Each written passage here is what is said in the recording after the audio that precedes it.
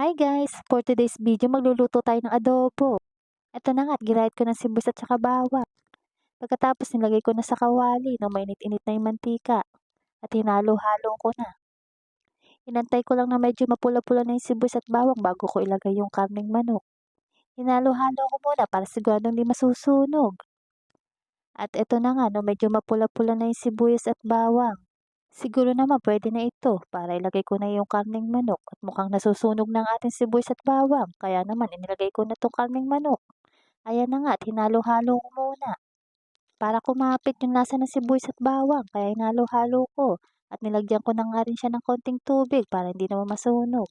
Pagkatapos niya nilagyan ko ng konting asin, pampalasa at saka itong magic sarap. Magic sarap baka naman. Itong magic sarap nga ay kukunti na lang at tira pa to kahapon kaya naman inilahat ko na medyo naparami pala. Siguradong tulog kami nito mamaya lahat. Medyo nagtagal nga ako dito sa magic sarap na ito at ang liit ng butas. Kaya naman pang-igi ako sa pagtaktak nang lumabas lahat ng laman at aray kukunti na rin tira pa to kahapon na nagluto kami. Pagkatapos niya aking tatakpan muna at ako'y kukuha muna ng paminta doon sa aming kapitbahay. Din nila ang sa aking kuya, nakatabi na aming bahay at naubusan kami ng paminta. At ayun na nga, nilagay ko na yung paminta, sinunod ko yung toyo.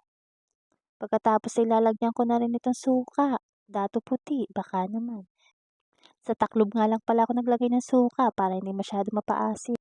Tapos nagdagdag na rin ako ng kaunting sugar, pambalansin ng lasa. Tapos tinakpan ko muna. At ayan na nga, binuksan ko na ulit at medyo bumubulak-bulak na, mukhang luto na are. Habang hinihintay ko na lang maluto, nagsimula na rin ako mag-prepare ng pangpirito ng aking fried chicken. Ayan na nga, nilagay ko na yung mantika sa kawali at talaga naman yung mantika ay mapanakit.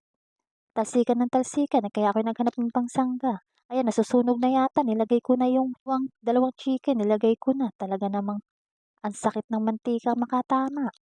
Ito na nga at pilit kong binabaliktad.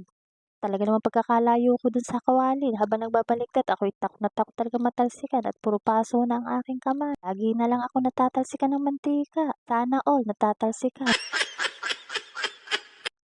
At ito na nga, luto ng aking adobo kaya sinalin ko na sa lagayan. Ito, nilagay ko na. Oh, with love pa yan. At sa wakas, naluto na rin ang aking fried chicken pagkatapos ko makipaglaban sa mga mantika. Ayan na nga. Medyo nasunog-sunog na nga pero masarap yan at malutong-lutong. So ito na yung ulam namin ngayong umaga. Kain tayo guys. And kung nagustuhan nyo, pa-like and share na din, pa-follow na din. Salamat.